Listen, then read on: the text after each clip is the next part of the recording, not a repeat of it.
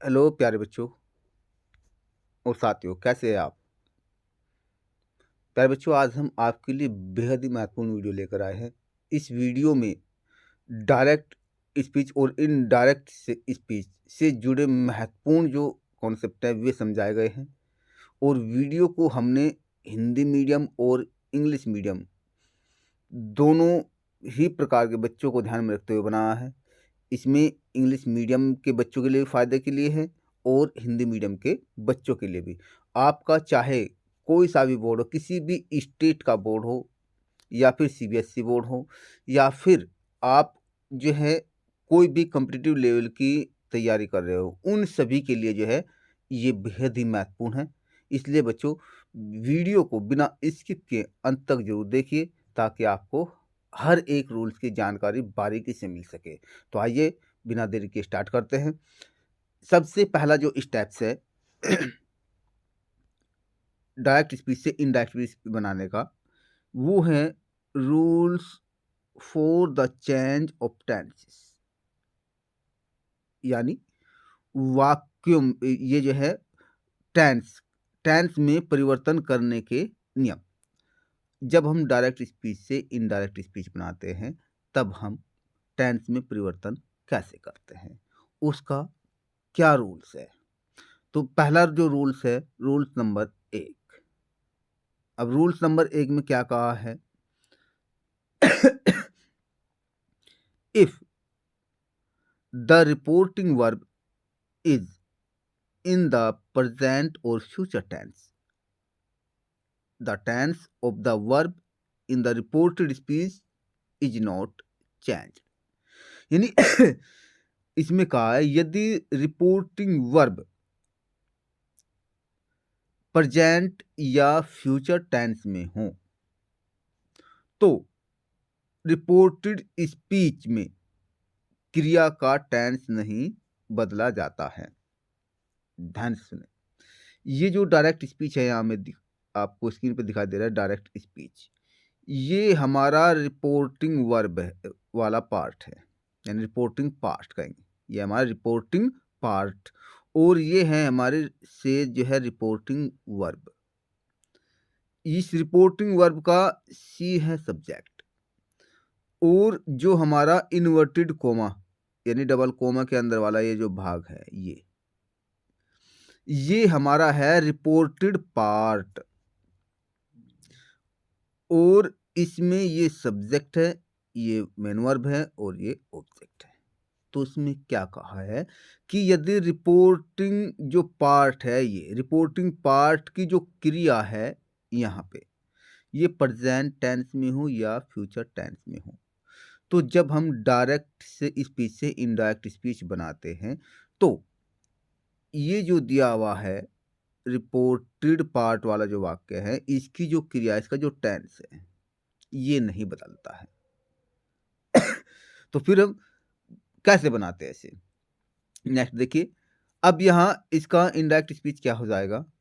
She says का says he रहेगा, इसमें कोई चेंज नहीं होगा। क्यों? क्योंकि सेज के बाद अगर टू होता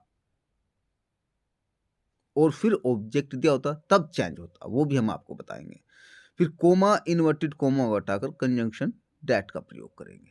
सी सेज दैट। फिर रागिनी किल्स एलॉयन और बाद में जो भी इसमें कोमा, इन्वर्टेड कोमा दिए हुए हैं वे सब हटा देते हैं और फुल स्टॉप का प्रयोग करेंगे। तो ये स्पीच से इनडायरेक्ट स्पीच में चेंज हो गया। नेक्स्ट एग्जाम्पल देखिए, कोई बात नहीं, समझ आएगा। नेक्स्ट एग्जाम्पल है इसमें डायरेक्ट स्पीच का, Komal says to Monu, Kamal wrote a story. अब ये जो पार्ट है डायरेक्ट स्पीच में, ये हमारा रिपोर्टिंग पार्ट है। इस रिपोर्टिंग पार्ट में कोमल सब्जेक्ट है और मोनू ऑब्जेक्ट है, यानी कोमल ने मोनू से कहा और ये सेज टू जो है यह हमारी रिपोर्टिंग वर्ब है ये। फिर इसके बाद में जो रिपोर्टेड पार्ट है, इन्वर्टेड कोमा वाला जो भाग है, कमल रोट ए स्टोरी, हमें इसमें भी चेंज नहीं करना है। क्यों? अगर यहाँ रिपोर्टिंग जो वर्ब है से या से टू या सेज टू, विल से या शैल से या विल से टू, अगर ये रिपोर्टिंग वर्ब यहाँ आ जाए तो रिपोर्टेड जो पार्ट वाला जो भाग है, इन्वर्टेड कोमा के अंदर वाला जो भाग है, उसकी क्रिया का टेंस नहीं बदलता है, ये नोट रखना। नेक्स्ट, इनडायरेक्ट स्पीच में क्या है, इसका कैसे बनेंगे? कोमल, आगे जो ये दिया हुआ है सेज टू को टेल्स में बदलेंगे, ये यहाँ है दिया हुआ है टेल्स, क्या है टेल्स, और ये इसकी स्पेलिंग गलत है, इसे लिख लेना आप TELLS, टेल्स, ये टेल्स लिख लेना आप। अब ये टेल्स आ जाएगा। अब टेल्स फिर मोनू, कोमा इन्वर्टेड कोमा को हटाइए, कंजक्शन डैट का प्रयोग करेंगे, ठीक है। फिर कमल रोट स्टोरी बाद में फुल स्टॉप। अब ये जानिए ये कंपटीशन लेवल पे कैसे आ सकता है, या किस टाइप से कंपटीशन लेवल में आपका, चाहे जिस भी परीक्षा में कंपटीशन से संबंधित, यानी कंपटीशन से संबंधित कोई भी परीक्षा हो और उसमें अंग्रेजी भी विषय इंक्लूड हो, तो कैसे इसमें आ सकते हैं। तो जैसे आपको क्या दिया होगा, उसमें आपका एक क्वेश्चन दिया होगा, ठीक है, और उसमें विकल्प दिए होंगे, आपको ऑप्शन बनना है कि इसका सही इनडायरेक्ट स्पीच क्या है। तो उसमें तरह तरह से बनाए होंगे, तो सेज के स्थान पर टेल्स लिखा होगा, फिर that Ragini kills a lion, ये आ गया। या फिर आपका लिया सी, आगे सेज का से लिया, डैट रागनी किल्स के स्थान पर किल्ड हो जाएगा, ए लायन हो जाएगा, ठीक है। या सी सेज, अब डैट लिखेंगे, फिर रागनी, इसका कोई और टेंस बना, लेकिन आपको ध्यान क्या रखना है, आपको ध्यान ये रखना है कि हमने जो रूल्स पढ़ा है, अगर रिपोर्टिंग वर्ब हमारी प्रेजेंट या फ्यूचर टेंस में हो तो रिपोर्टेड पार्ट की जो क्रिया है उसका टेंस नहीं बदलता है, उसके अनुसार आपको रूल्स को फॉलो करना है। तो जो ऐसा भी क्वेश्चन आएगा रूल्स फॉलो करो और टिक मार्क कर दीजिए, आपको फुल मार्क्स मिल जाएंगे। नेक्स्ट है आपका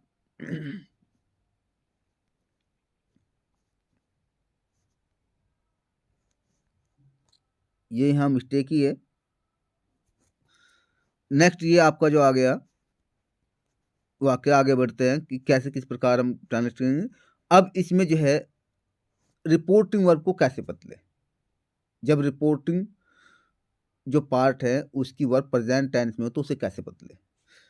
ये जो सेज है, रिपोर्टिंग वर्ब अगर सेज है तो उसमें कोई परिवर्तन नहीं होगा। ये ऐसा हम क्यों कह रहे हैं, परिवर्तन क्यों नहीं होगा, नो चेंज का विकल्प लेगा, क्योंकि अगर इसका ऑब्जेक्ट नहीं है, सेज के बाद में टू इन्फिनिटिव आकर फिर ऑब्जेक्ट अगर नहीं है तो इसमें कोई परिवर्तन नहीं होगा। अगर से है तो से का भी कोई ऑब्जेक्ट नहीं है, यानी से के बाद टू और फिर ऑब्जेक्ट आना, अगर इसका भी ऑब्जेक्ट नहीं है तो इसमें भी कोई परिवर्तन नहीं होगा। अगर है से टू रिपोर्टिंग वर्ब है, इसके बाद में ऑब्जेक्ट दिया हुआ है, क्या दिया हुआ है, ऑब्जेक्ट, तो ये समझ लीजिए से टू को बदल देंगे टेल में। अगर है सेज टू को बदल देंगे टेल्स में, कब, जब ऑब्जेक्ट दिया हुआ होगा।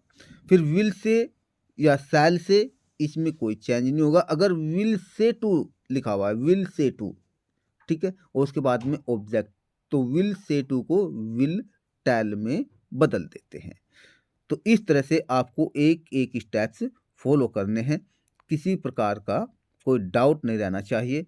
नेक्स्ट जो है, जो कोमा और इन्वर्टेड जो कोमा है, कोमा और इन्वर्टेड कोमा, इन्हें हटा देते हैं और कंजक्शन डैट का प्रयोग करते हैं, जैसे कि आपको पहले भी बता दिया गया है।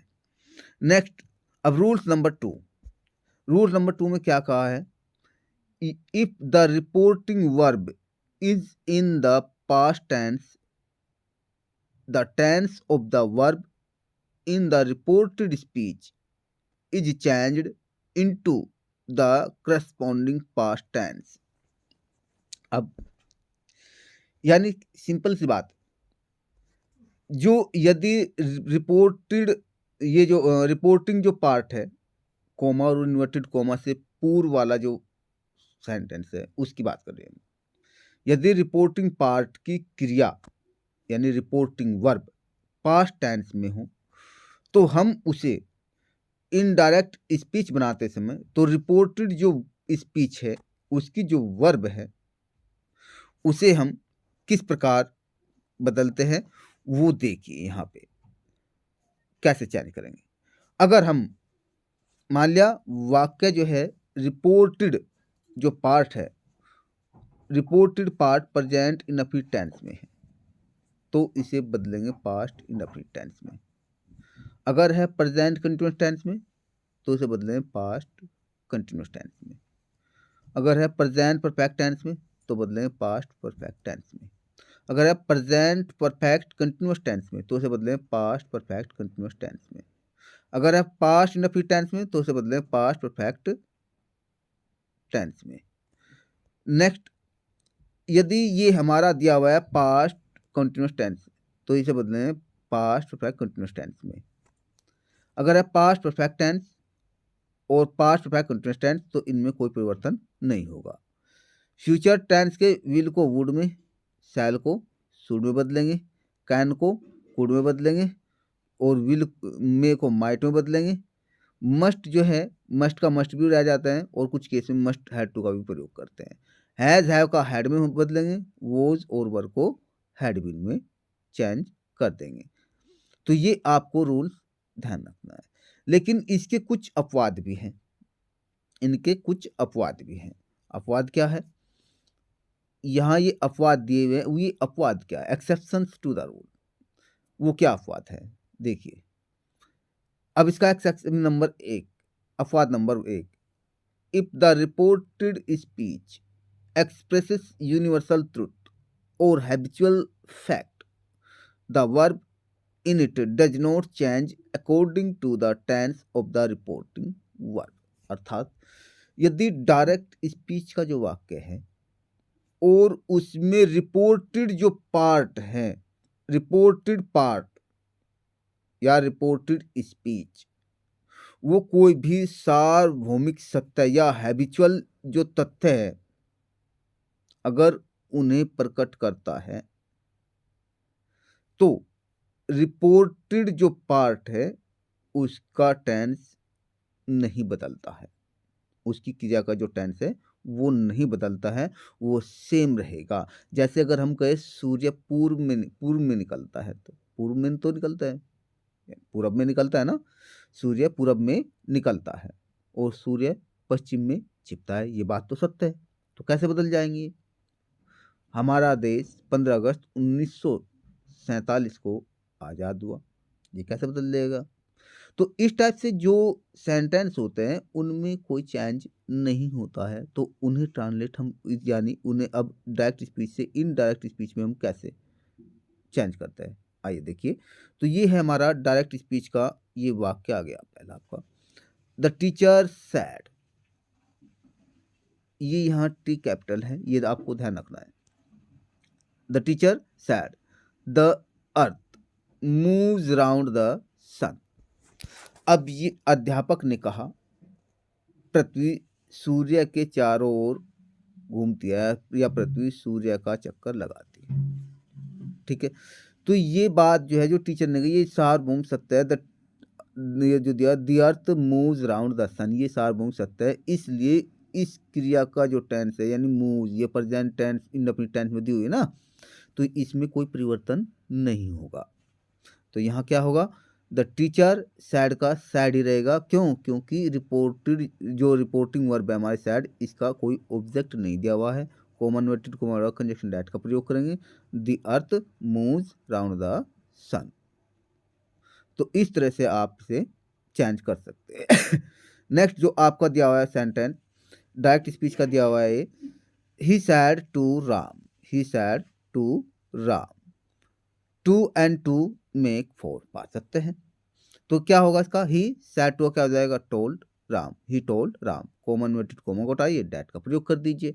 2 and 2 मेक 4, ऐसे आप चेंज कर सकते हैं।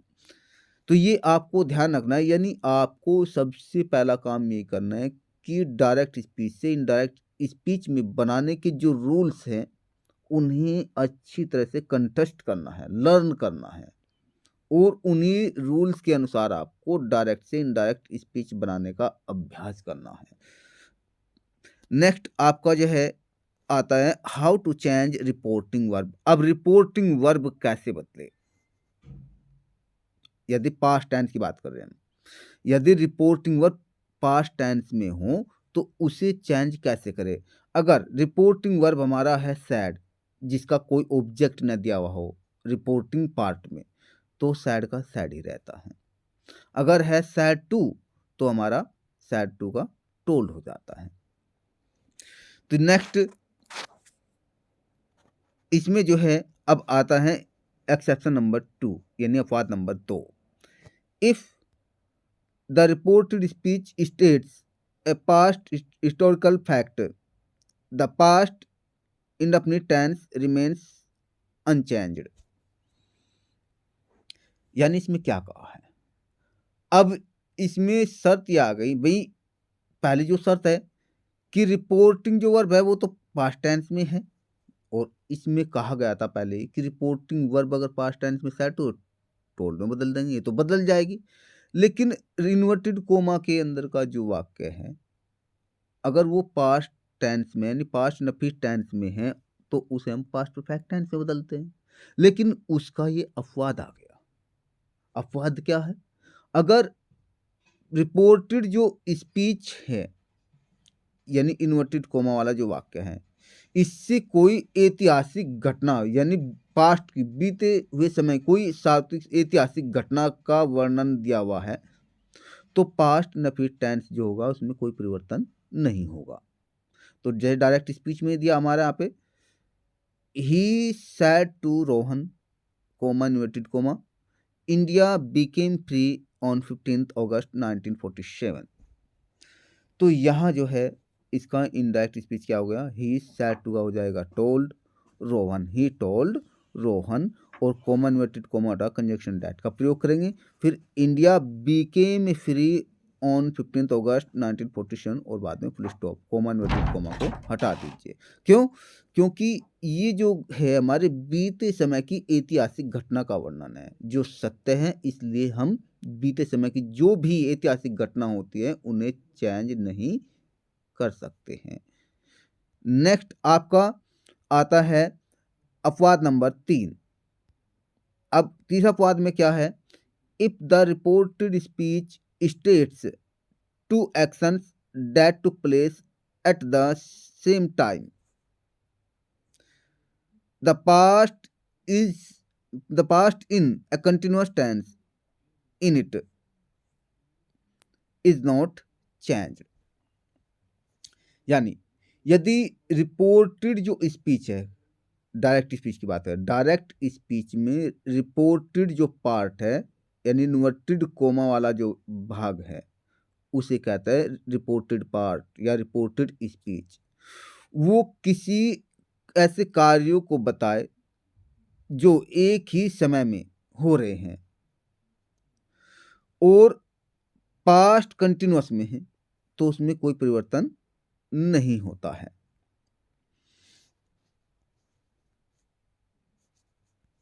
अब एग्जाम्पल देखें, ये डायरेक्ट स्पीच का वाक्य दिया है यहाँ पे, ये आ गया, he said to the teacher, ये कैपिटल टी है यहाँ पे, the students were making a noise when the principal entered the room. उसने अध्यापक से कहा, बच्चे कक्षा में शोर मचा रहे थे जब प्रधानाचार्य जी कमरे में प्रवेश किया, जब प्रधानाचार्य जी ने कमरे में प्रवेश किया। ये यहाँ करेक्शन करना है इसमें,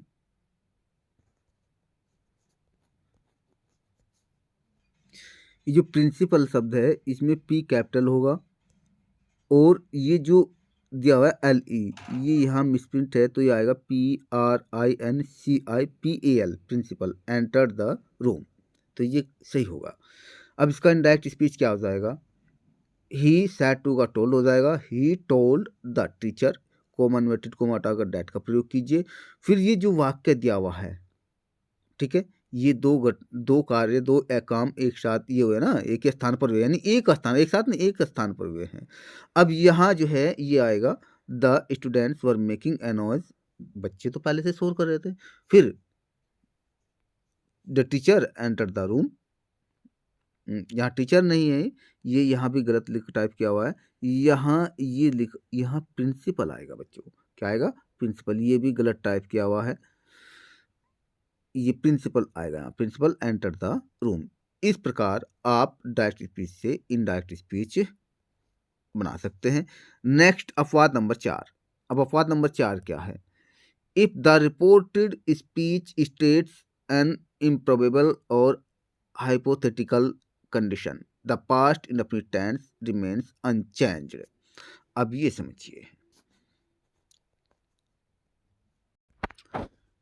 इसका अर्थ है यदि रिपोर्टेड स्पीच असंभव कार्य या काल्पनिक स्थिति या दशा को दर्शाता है तो पास्ट इंडेफिनिट टेंस जो है इसमें कोई परिवर्तन नहीं होता है।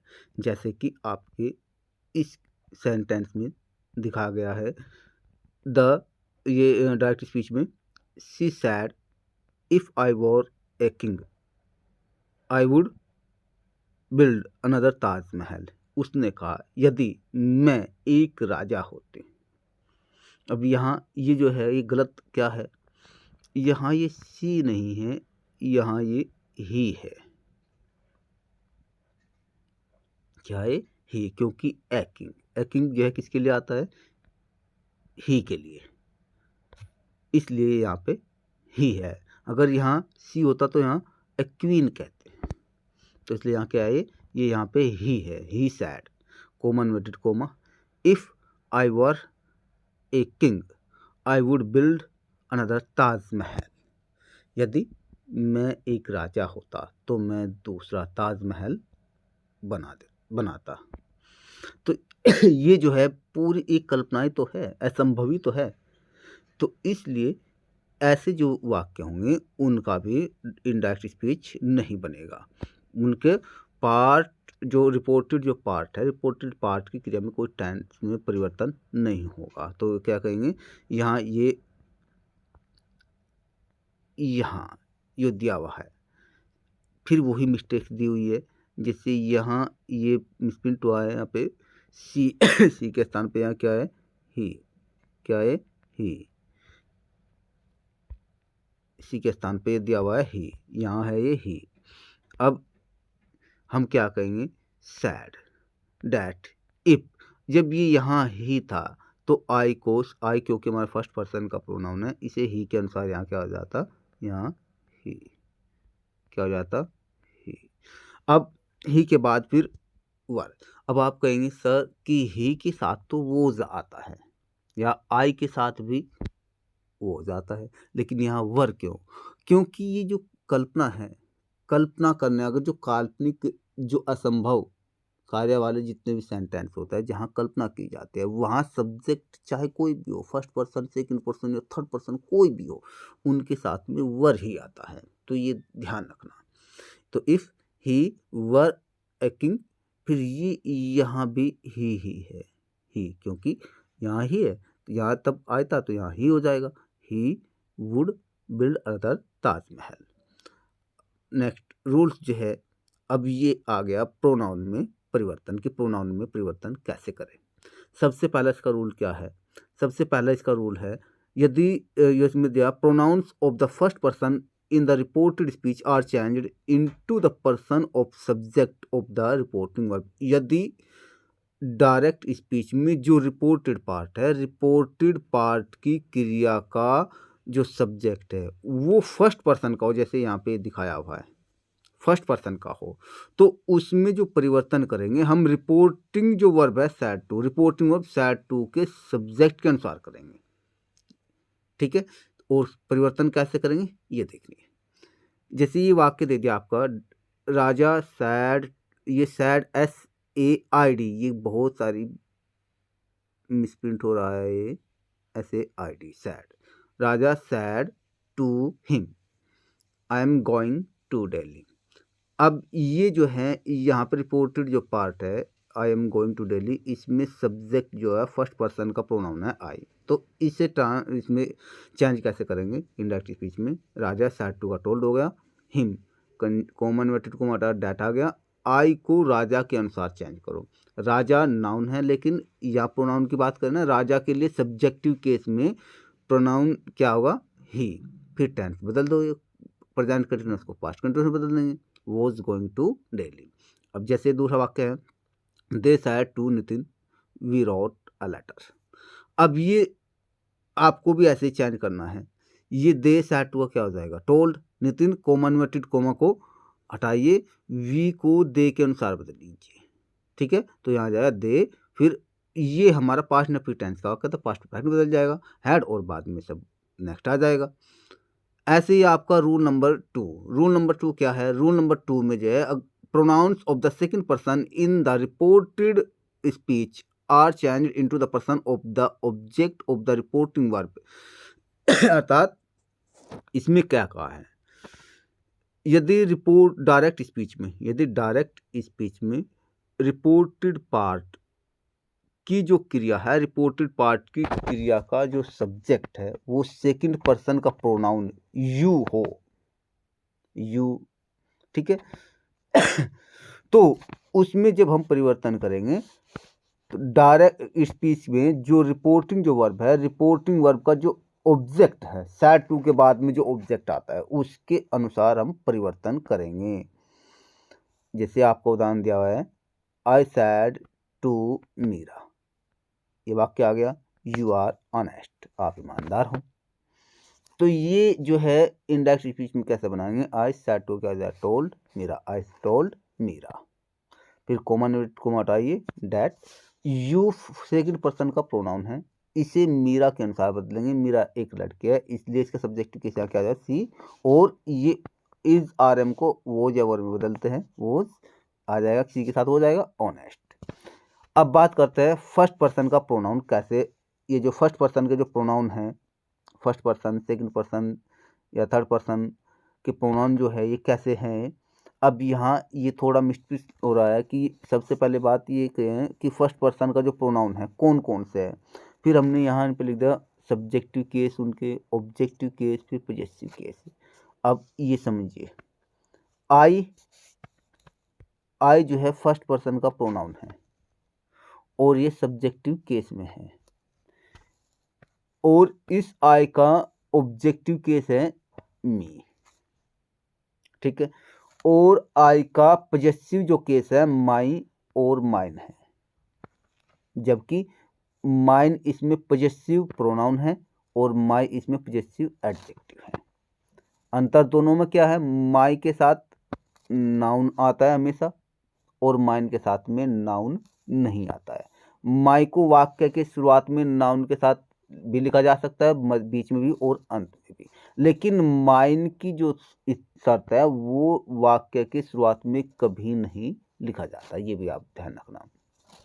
दूसरा फर्स्ट पर्सन को प्रोनाउन है वी, ठीक है, प्लूरल के लिए।